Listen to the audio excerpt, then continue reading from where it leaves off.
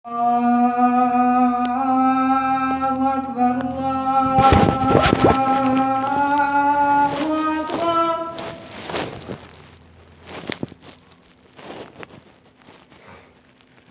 الله أكبر الله أكبر.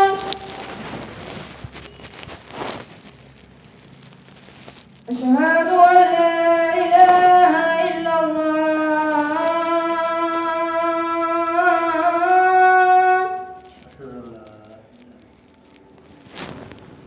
أشهد أن لا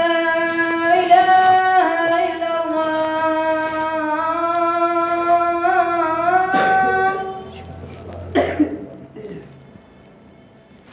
أشهد أن محمدا رسول الله.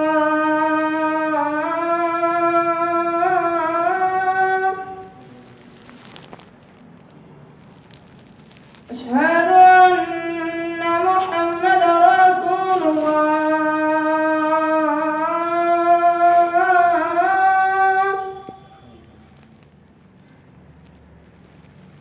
حي على الصلاة.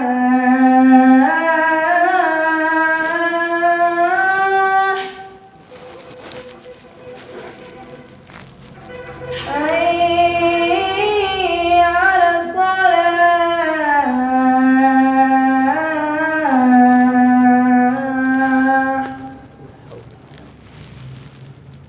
حي على الفلاح.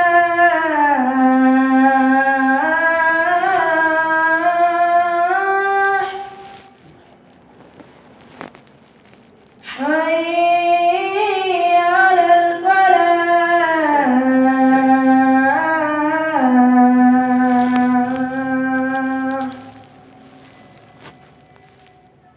الله أكبر الله أكبر. لا إله إلا الله.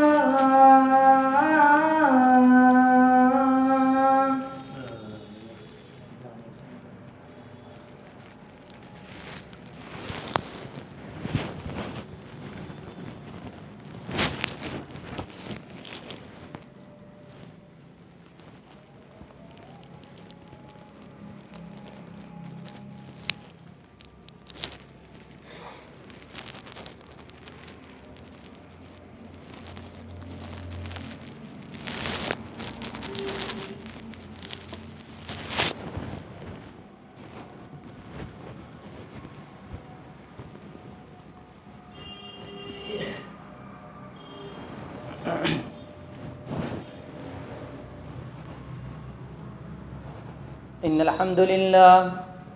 الحمد لله نحمده ونستعينه ونستغفره ونعوذ بالله من شرور أنفسنا ومن سيئات أعمالنا. من يهده الله فلا مضل له ومن يضلله فلا هادي له. وأشهد أن لا إله إلا الله وحده لا شريك له وأشهد أن محمدا عبده ورسوله. أما بعد فإن خير الحديث كتاب الله وخير الحدي حدي محمد صلى الله عليه وسلم وشر الأمور محدثاتها وكل محدثة بدعة وكل بدعة ضلالة وكل ضلالة في النار. فأعوذ بالله من الشيطان الرجيم. بسم الله الرحمن الرحيم. يا أيها الذين آمنوا اتقوا الله حق تقاته ولا تموتن إلا وأنتم مسلمون. يا أيها الناس اتقوا ربكم الذي خلقكم من نفس واحدة وخلق منها زوجها وبث منهما رجالا كثيرا ونساء واتقوا الله الذي تساءلون به والأرحام إن الله كان عليكم رقيبا. يا أيها الذين آمنوا اتقوا الله وقولوا قولا سديدا يصلح لكم أعمالكم ويغفر لكم ذنوبكم ومن يطع الله ورسوله فقد فاز فوزا عظيما. وقال النبي صلى الله عليه وسلم من كذب علي متعمدا فليتبوأ مقعده من النار۔ محترم سامعین کرام و سامعات، پردہ نشی خواتین اسلام اور میرے دینی و میلی بھائیوں، سب سے پہلے اس اللہ رب العالمین کی تعریف و توصیف کی بڑائی کہ جس اللہ تبارک و تعالی نے مجھے اس روئے سرزمین پر پیدا کیا اور ہمیں عقل سلیم، غور و فکر کرنے، تدبر کرنے کی صلاحیت عنایت فرمائی، اور ہمیں اس روئے سرزمین پر پیدا کرنے کے بعد ہمیں اسلام جیسا عظیم تحفہ عنایت کیا اور صراط مستقیم پر گامزن رکھنے کے لیے، صراط مستقیم پر چلنے کے لیے اللہ رب العزت نے ہماری رہنمائی کرتا رہا۔ خصوصاً اس روئے سرزمین پر اللہ رب العزت نے بے شمار انبیاء کرام کو اس روئے سرزمین پر مبعوث کیا۔ خصوصاً ہمارے آخری نبی جناب محمد الرسول اللہ صلی اللہ علیہ وسلم ہیں، جن پر درود و سلام کے پھول نچھاور ہو، اللہم صلی وسلم علیہ۔ محترم سامعین کرام، جیسا کہ ہم لوگ بخوبی اس چیز سے آشنا ہیں کہ ہم ابھی جس مہینے سے گزر رہے ہیں، اس مہینے کے اندر میں کیا کیا چیز کو لوگوں نے ایجاد کی اور اس پر عمل کر رہے ہیں۔ یعنی رجب کے مہینے کے اندر جو بدعات لوگوں میں مروج ہے، اس پر لوگ دین کا حصہ سمجھ کر عمل کر رہے ہیں۔ اس موضوع پہ انشاءاللہ کچھ باتیں آپ کے سامنے رکھنے کی کوشش کروں گا۔ محترم سامعین کرام، رجب کی فضیلت کے متعلق اللہ رب العزت نے سورۃ التوبہ آیت نمبر 36 کے اندر میں ارشاد فرمایا، ان عدۃ الشہور عند اللہ 12 شہرا فی کتاب اللہ، کہ اللہ رب العزت نے فرمایا کہ اللہ رب العزت کے نزدیک مہینوں کی گنتی لوح محفوظ میں 12 کی ہیں، اور 12 مہینوں کی گنتی جو لوح محفوظ میں ہے، یہ اس دن سے ہے جب سے اللہ رب العزت نے اس روئے سرزمین کو، آسمان اور زمین کو پیدا کیا، اور یہی صحیح دین ہے۔ اور وہ کون سا 12 مہینوں میں جو 4 مہینے حرمت والے ہیں، جس کے بارے میں اللہ کے رسول جناب محمد الرسول اللہ صلی اللہ علیہ وسلم نے صحیح بخاری کی روایت بیان فرماتے ہیں، جن کے راوی حضرت ابو بکر صدیق رضی اللہ تعالیٰ عنہ ہیں، فرماتے ہیں کہ اللہ کے رسول صلی اللہ علیہ وسلم نے فرمایا، السنۃ 12 شہرا 3 متوالیات، ذو القعدہ، ذو الحجہ اور محرم، ورجب مضر الذی بین جماد الثانی وشعبان۔ صحیح بخاری کتاب التوبہ باب سورۃ التوبہ، کہ اللہ کے رسول صلی اللہ علیہ وسلم فرماتے ہیں کہ اللہ رب العزت کے نزدیک مہینوں کی گنتی 12 کی ہے، جن میں 4 حرمت والے مہینے ہیں،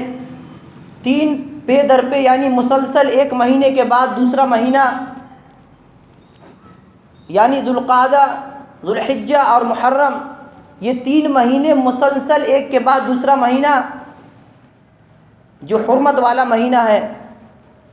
اور چوتھا مہینہ جو سب سے آخری حرمت والا مہینہ ہے، وہ مہینہ جماد الثانی اور شعبان کے درمیان میں، یعنی رجب کا مہینہ ہے۔ اس حدیث کے اندر اللہ کے رسول صلی اللہ علیہ وسلم نے رجب مہینے کی نسبت مضر قبیلے کی طرف کی ہیں،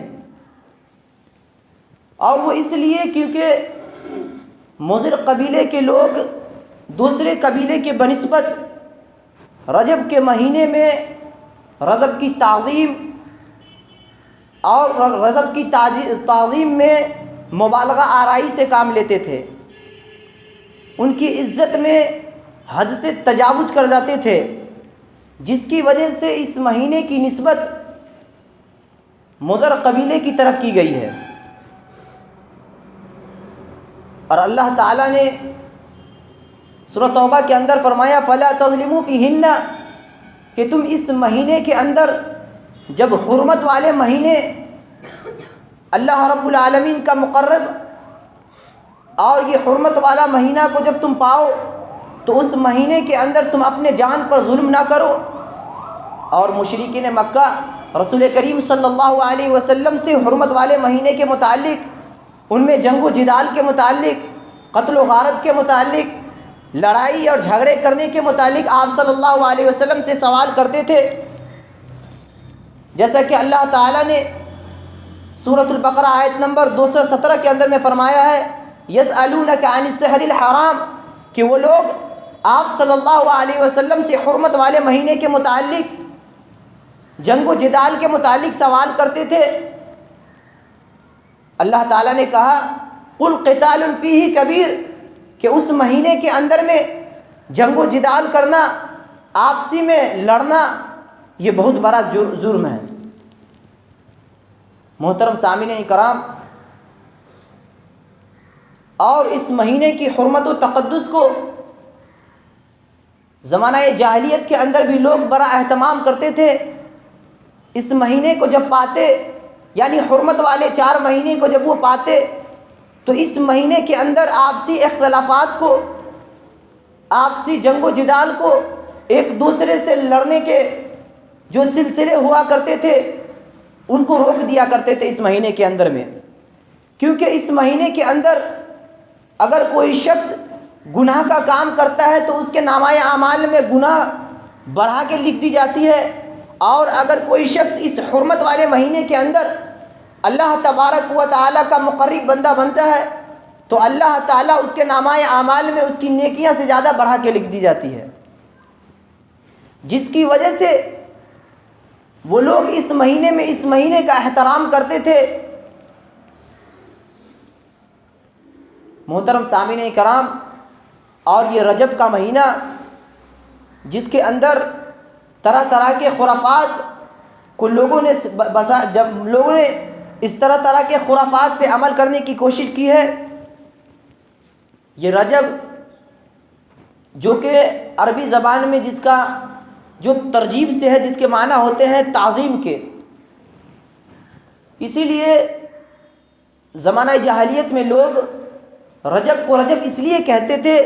کیونکہ زمانہ جاہلیت کے لوگ اس مہینے کے اندر میں اس کی تعظیم کرتے ہوئے رجب کے مہینے میں اپنے جانور کو اپنے بتوں کے نام پر ذبح کیا کرتے تھے، اور اسی رسم کو رسم عتیرہ کہتے تھے یا پھر رسم رجبیہ کہتے تھے۔ لیکن جب اسلام آیا تو اللہ تعالیٰ نے اس 4 حرمت والے مہینوں کی تقدس کو برقرار رکھا، اس کی حرمت کو برقرار رکھا، اور اس مہینے کے اندر جو رسم رجبیہ یا رسم عتیرہ کہہ لیجئے کہ اس مہینے کے اندر جو رسم عتیرہ تھا اللہ تعالیٰ نے اس کو حرام قرار دیا،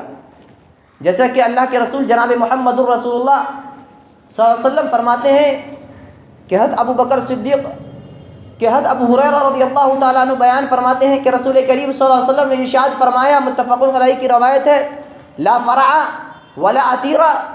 کہ اسلام میں نہ کوئی فرع ہے اور نہ کوئی عتیرہ ہے، یعنی فرع سے مراد وہ جانور جس کو زمانہ جاہلیت میں لوگ اپنے اس بچے، یہ جانور کے اس بچے کو، جو اونٹ، گائے، بکری، جو سب سے پہلا بچہ اس کا ہوتا تھا، اس بچے کو اپنے بتوں کے نام پر ذبح کرتے تھے، اس کو لفظ فرع سے مراد دیتے تھے۔ اور عتیرہ اس جانور کو کہتے ہیں جو رجب کا مہینہ آتا اور اپنے جانور کو اپنے بتوں کے نام پر ذبح کیا کرتے تھے. اس کو لفظ عتیرہ کہا جاتا ہے. تو اس حدیث کے اندر اللہ کے رسول صلی اللہ علیہ وسلم نے بیان فرمایا کہ اللہ تعالیٰ نے فرا اور عتیرہ دونوں چیزوں کو حرام قرار دیا ہے. اور اگر کوئی شخص اس مہینے کے اندر میں یا پھر کبھی بھی غیر اللہ کے نام پر اگر کوئی جانور کو ذبح کرتا ہے، اللہ کے نام کو چھوڑ کر کسی دیوی دیوتا کے نام پر اس کو ذبح کرتا ہے، تو اللہ تعالیٰ نے ایسے فعل کو حرام قرار دیا ہے. اور ایسے ہی فعل کو شرک سے تعبیر کیا اللہ تعالیٰ نے. اور جو شخص شرک کرتا ہے اللہ تعالیٰ اور وہ شرک کرنے کی وجہ سے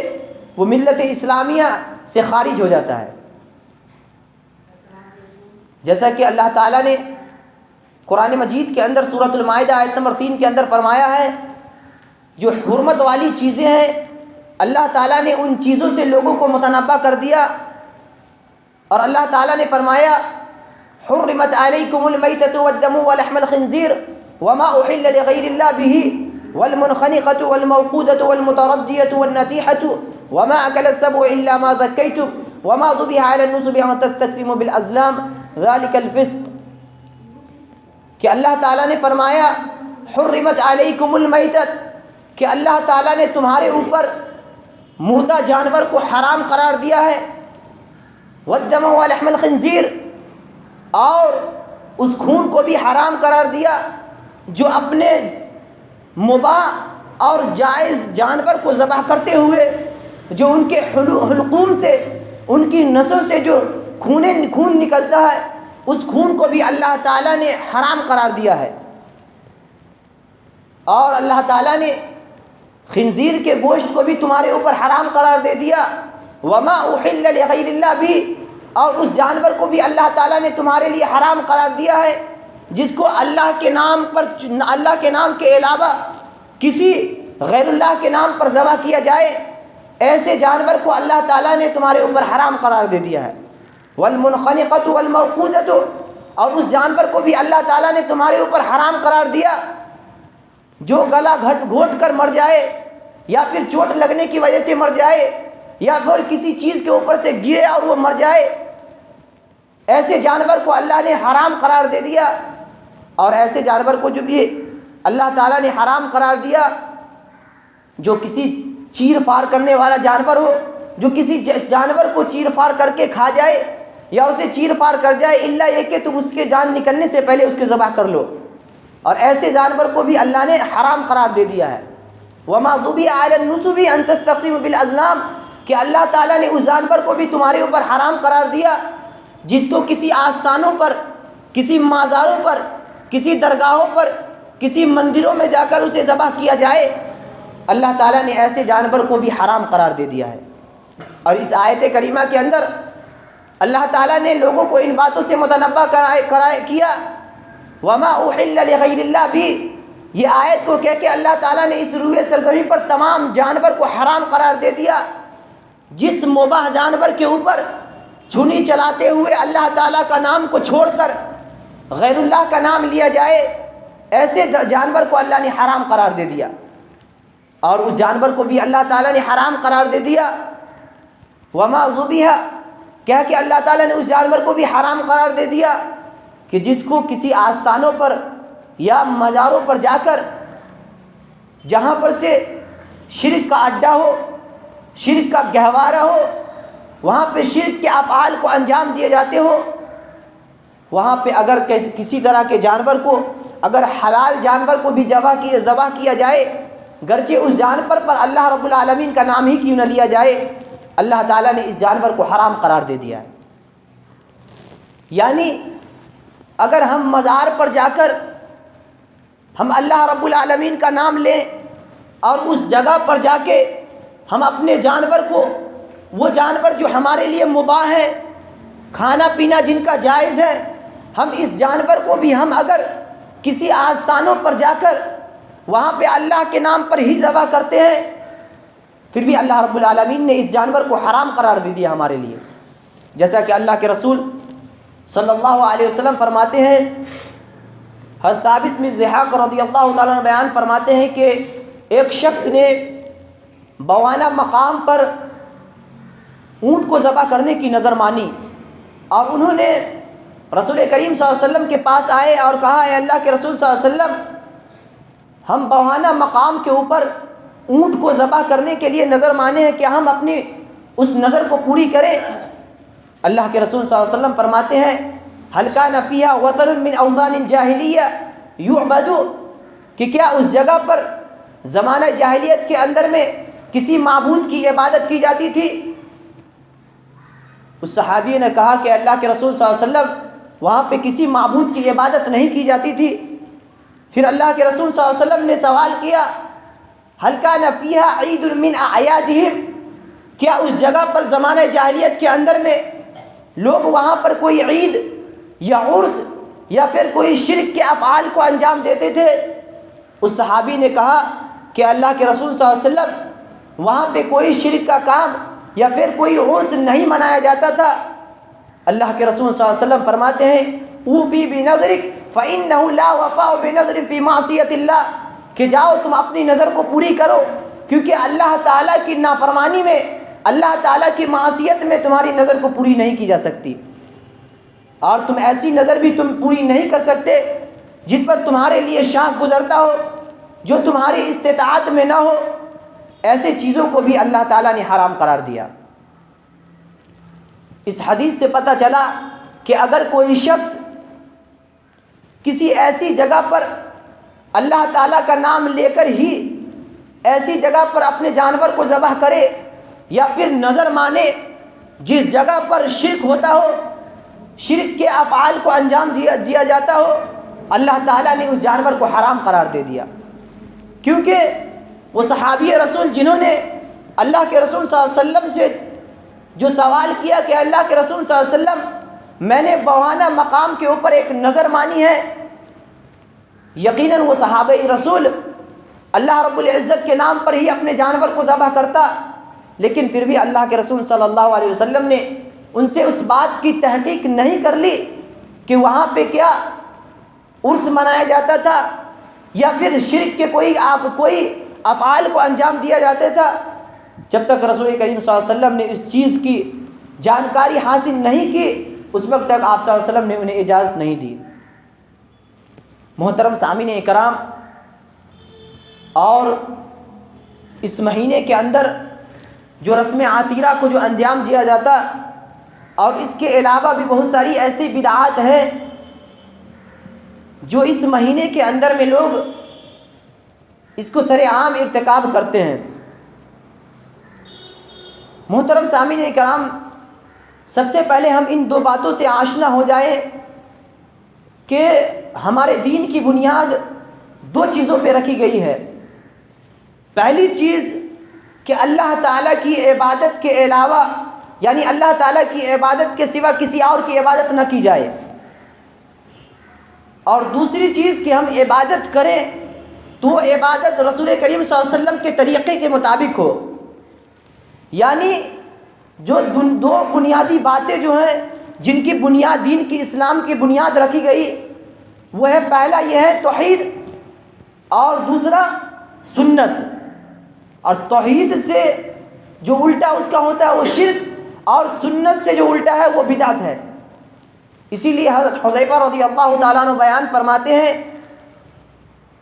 کہ میں رسول کریم صلی اللہ علیہ وسلم، وَكَانَ النَّاسُ يَسْأَلُوا عن رسول صلی اللہ علیہ وسلم عن الخیر وَكُنْتُ أَسْأَلُ عن الشر۔ حذیفہ رضی اللہ تعالیٰ عنہ فرماتے ہیں کہ لوگ اللہ کے رسول صلی اللہ علیہ وسلم سے خیر کے بارے میں سوال کیا کرتے تھے، لیکن میں جب بھی رسول کریم صلی اللہ علیہ وسلم سے سوال کرتا تو میں شر کے متعلق سوال کیا کرتا تھا، اس لیے کیونکہ میں شر میں نہ مبتلا ہو جاؤں، مجھے پتہ نہ چلے کہ میں شر پہ عمل کر رہا ہوں اور اسے دین کا حصہ سمجھ کے، نیکی سمجھ کے میں اس پہ عمل کر رہا ہوں، اور میں برائی میں مبتلا ہو جاؤں، جس کی وجہ سے حضرت حذیفہ رضی اللہ تعالیٰ عنہ رسول کریم صلی اللہ علیہ وسلم سے شر کے متعلق سوال کیا کرتے تھے۔ اور ہمارے اوپر بھی ضروری ہے کہ ہم شرک کو جانے،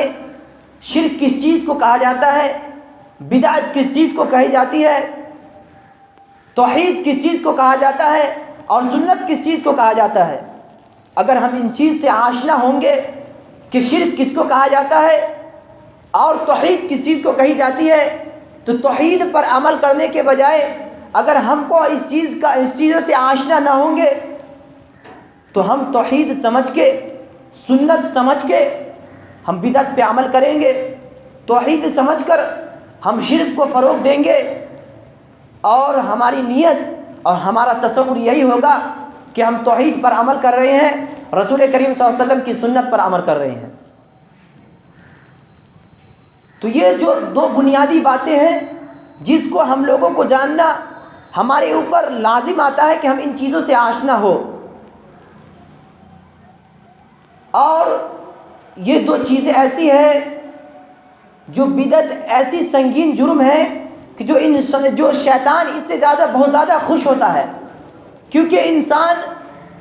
اس کام کو کرنے کے بعد انسان کو تصور نہیں ہوتا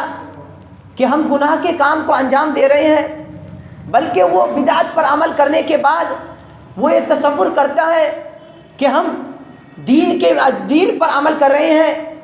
نیک چیزوں پر عمل کر رہے ہیں، جس کی وجہ سے شیطان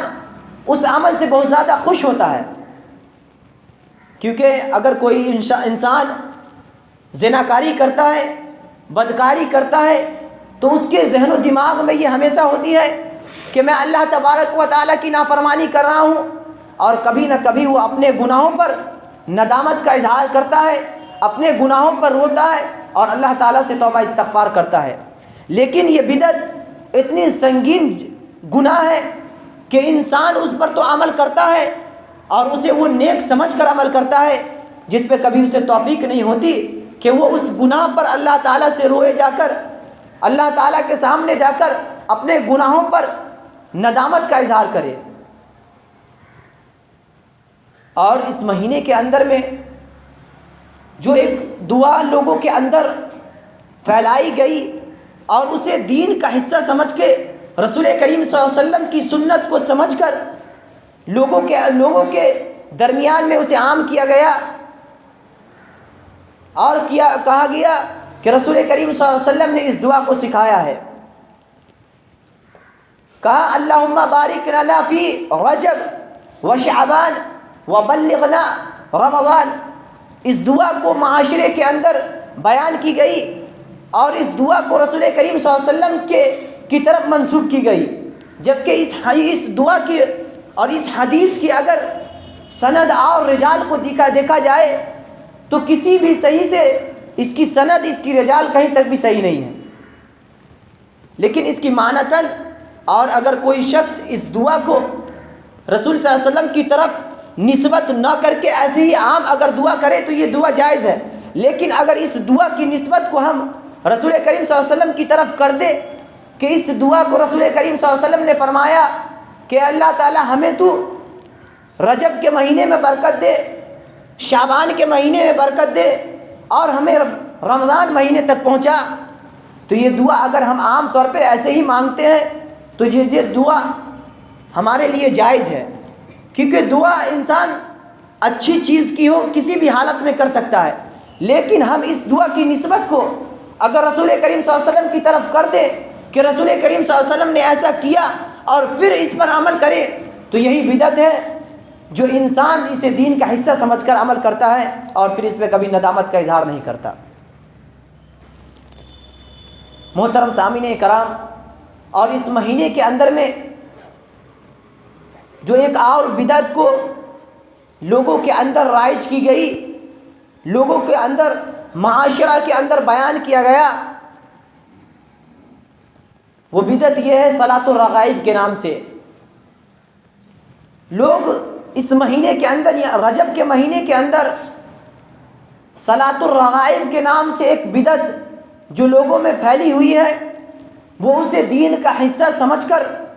اس پر عمل کرتے ہیں، اور جو حدیث اس صلاۃ الرغائب کے بارے میں بیان کی جاتی ہے اس کی ابتدائی عبارت یہ ہے، وہ کہتے ہیں کہ اللہ کے رسول صلی اللہ علیہ وسلم نے فرمایا رجب شہر اللہ و شعبان شہری و رمضان شہر امتی، کہ اللہ کے رسول صلی اللہ علیہ وسلم نے فرمایا کہ رجب یہ اللہ کا مہینہ ہے، اور اسی یہی وجہ سے آپ ایسے کچھ دیہات کے اندر جائیں گے تو آپ بہت سے ایسے آدمی کے زبانوں سے یہ سنیں گے کہ یہ رجب کے مہینہ کو رجب نہیں کہتے بلکہ اسے اللہ کا مہینہ کہتے ہیں۔ وہ اس حدیث من گھڑت حدیث کی بنا پر لوگوں کے اندر، یہ معاشرے کے اندر یہ بات پھیلی ہوئی ہے کہ یہ اللہ کا مہینہ ہے، جبکہ اللہ کا مہینہ جو اللہ تعالیٰ نے 12 مہینے بنائے یہ سب اللہ رب العالمین کے مہینے ہیں۔ کسی مہینہ کو اللہ تعالیٰ نے اپنے لیے خاص نہیں کیا، یا رسول کریم صلی اللہ علیہ وسلم نے کوئی مہینے کو اپنی طرف خاص نہیں کر دیا، لیکن اس من گھڑت حدیث کے اندر یہ بیان کیا گیا کہ رجب و شہر اللہ، کہ یہ رجب اللہ رب العالمین کا مہینہ ہے، اور رسول کریم صلی اللہ علیہ وسلم فرماتے ہیں وہ شعبان و شہری، اور شعبان یہ میرا مہینہ ہے، وہ رمضان و شہر امتی، اور رمضان میری امت کا مہینہ ہے۔ اس کے بعد اس عبارت کے بعد اس رجب کے متعلق جھوٹی فضائل کو بیان کی گئی اور بتایا گیا کہ اس رجب کے مہینے میں پہلے جمعرات کے روز جو شخص روزہ رکھے دن میں، اور پھر جمعہ کی رات میں یعنی مغرب اور عشاء کے درمیان میں 12 رکعتیں نماز پڑھے، 2 رکعت کر کے، اس طور پہ کہ پہلی رکعت کے اندر سورۃ الفاتحہ کے بعد سورۃ القدر کی 3 مرتبہ تلاوت کرے، اس کے بعد سورۃ الاخلاص کی 12 مرتبہ تلاوت کرے، پھر وہ جب نماز سے فارغ ہو جائے تو ہم پر 70 مرتبہ درود کو پڑھے۔ درود پڑھنے کے بعد پھر وہ سجدے میں چلا جائے، اور سجدے میں جانے کے بعد 70 مرتبہ یہ دعا پڑھے سبوح القدوس رب الملائکۃ والروح، یہ دعا کو 70 مرتبہ پڑھے۔ اس کے بعد پھر اس سے فارغ ہونے کے بعد پھر وہ 70 مرتبہ ایک دعا اور پڑھے اللہم وارحم، اے اللہ تعالیٰ تو ہم پر رحم کر، ایسی دعا کو 70 مرتبہ مجھ پر پڑھے، اور بعد ازاں اس کے بعد پھر وہ اللہ تعالیٰ سے دعا کرے تو اللہ تعالیٰ سے جو بھی فریادیں کرے گا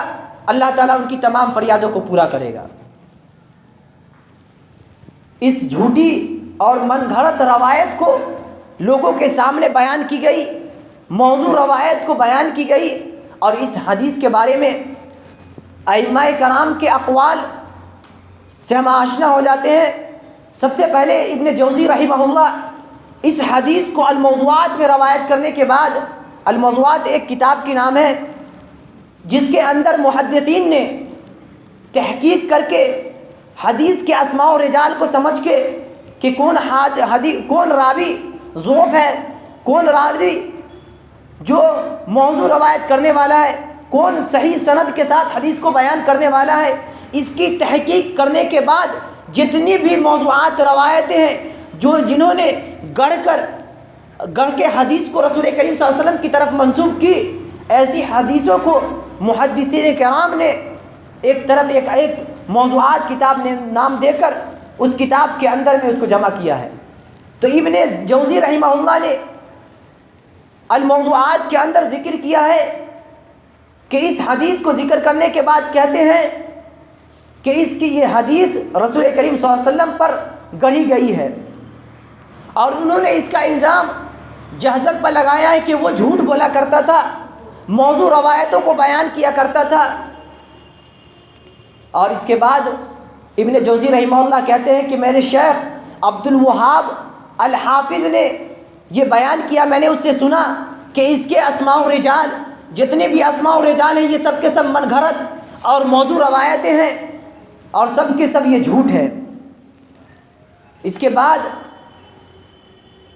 امام ذہبی رحمہ اللہ ابن جوزی رحمہ اللہ کے اس قول پر اضافہ کرتے ہوئے کہتے ہیں بل لعلہم لم یخلقوا،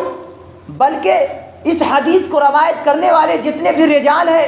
اسماء و رجال جتنے بھی بیان کیے جاتے ہیں، یہ تمام کے تمام رجال امید ہے کہ یہ لوگ پیدا نہیں ہوئے تھے، اور ان لوگوں کو پیدا نہ ہوئے تھے، اس حدیث کو ان کی طرف منسوب کی گئی، اور منسوب کرنے کے بعد کہا گیا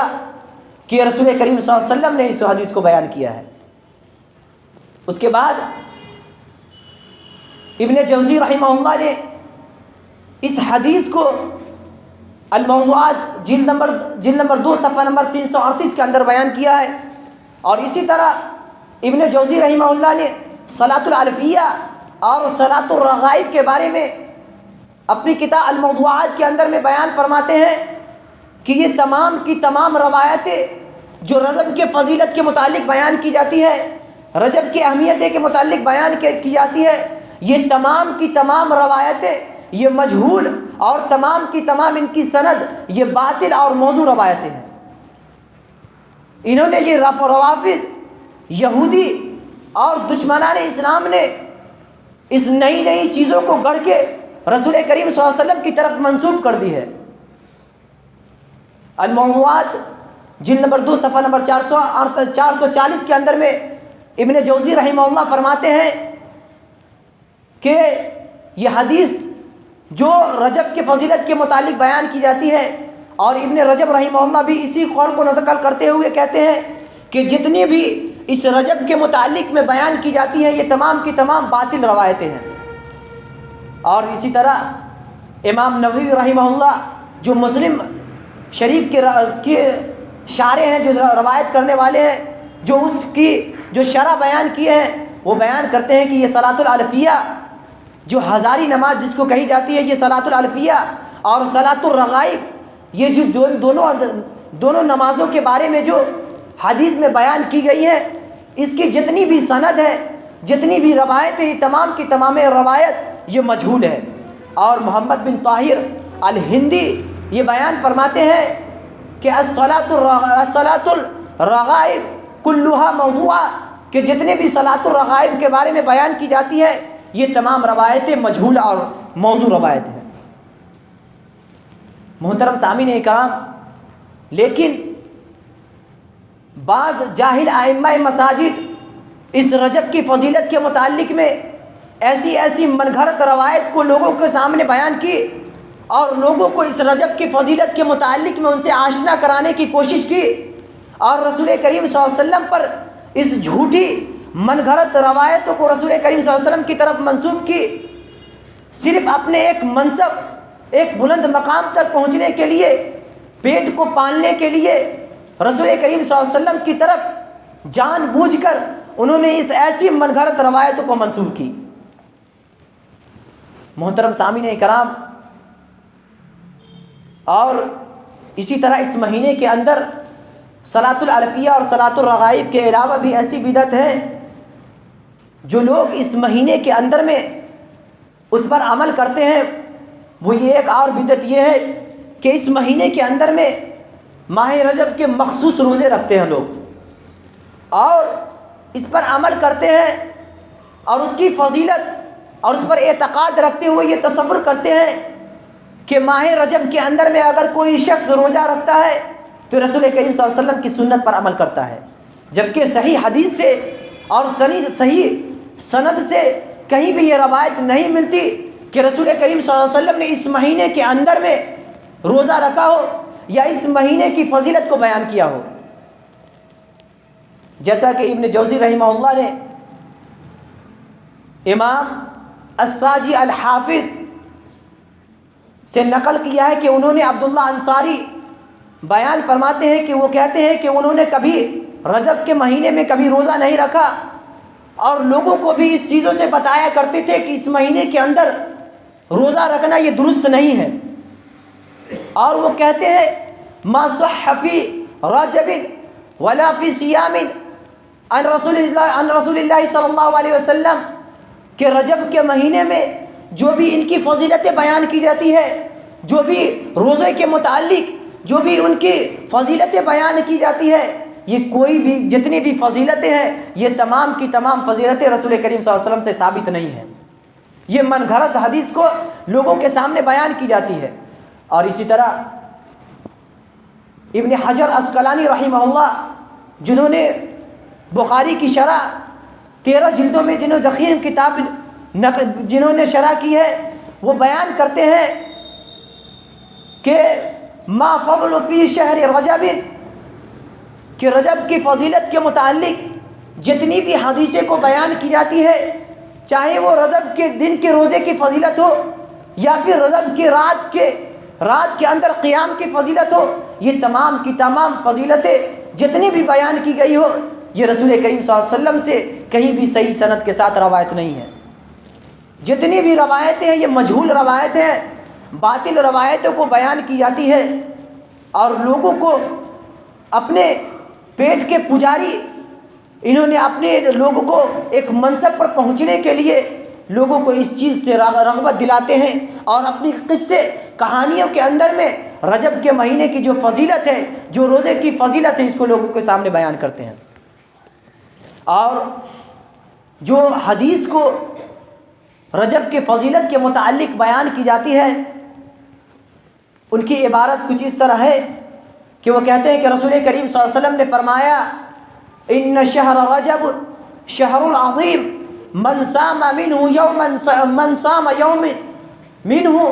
كتب الله له 1000 سنة ومن صام منه يومين كتب الله له 1000 سنة من صام منه 3 أيام كتب الله له 1000 يوم من صام منه 7 أيام فمن صام منه 7 أيام أغلقت أبواب الجهنم ومن صام منه 8 أيام فتحت أبواب الجنة 8 يدخل من أي شاء من صام منه 15 يوم بدلت الأبواب بدلت السيئات من الحسنات۔ اس حدیث موضوع روایت، یہ موضوع روایت کو لوگوں کے سامنے لوگ بیان کرتے ہیں اور رجب مہینے کی فضیلت کو بیان کرتے ہیں۔ کہتے ہیں کہ ان شہر رجب،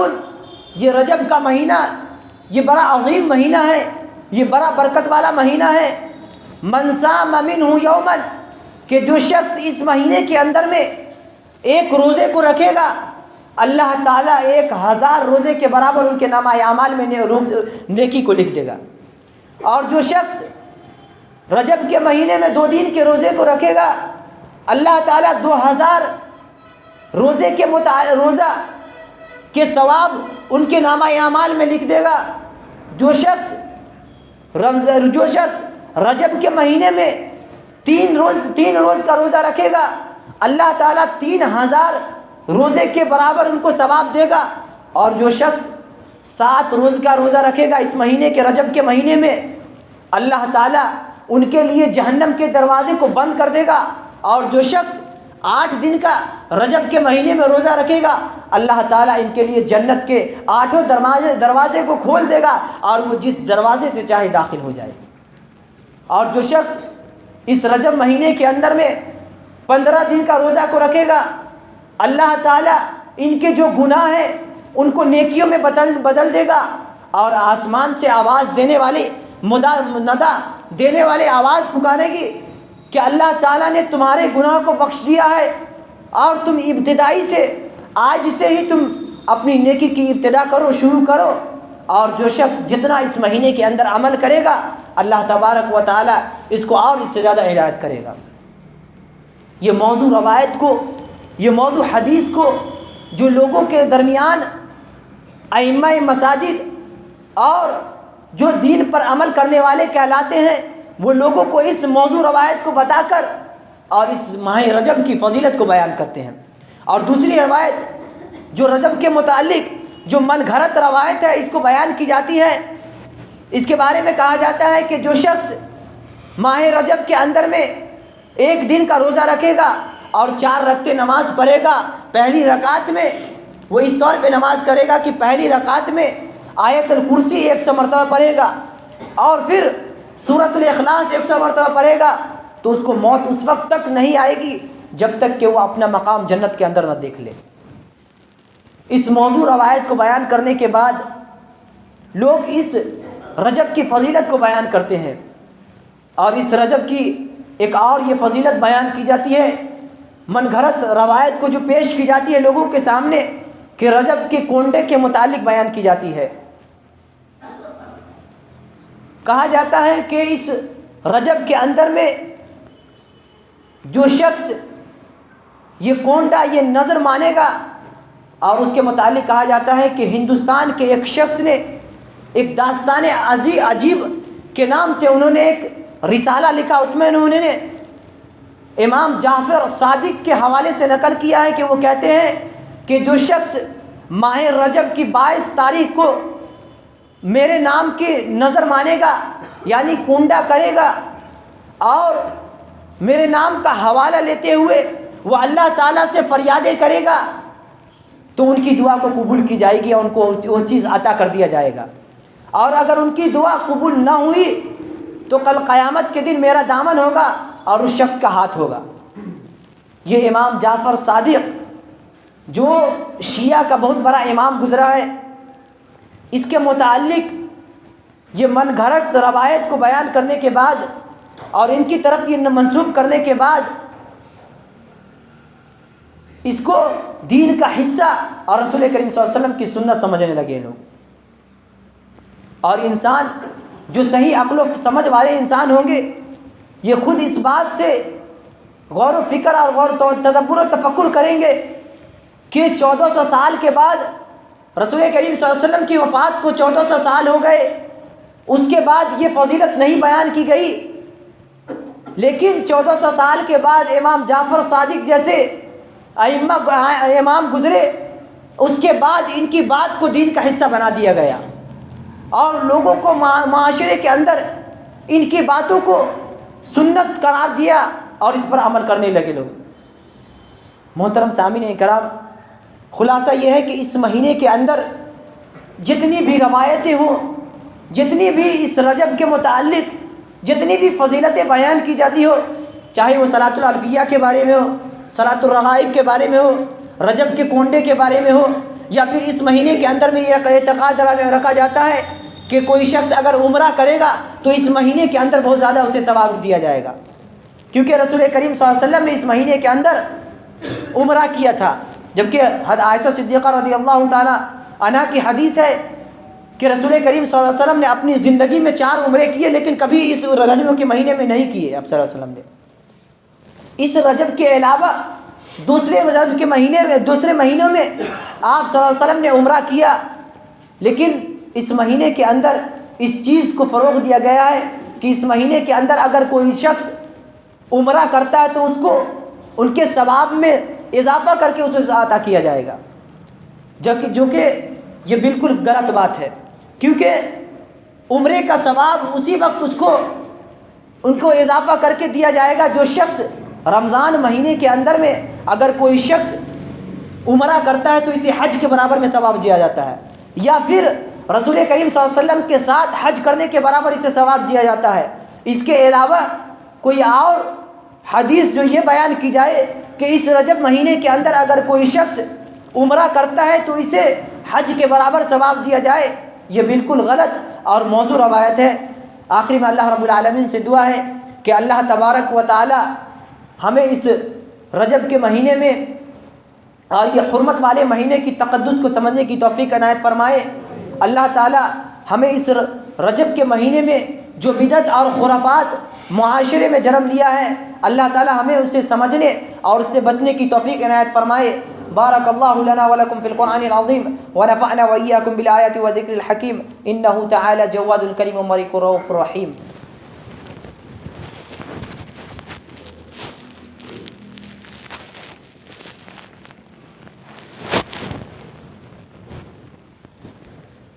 ان الحمد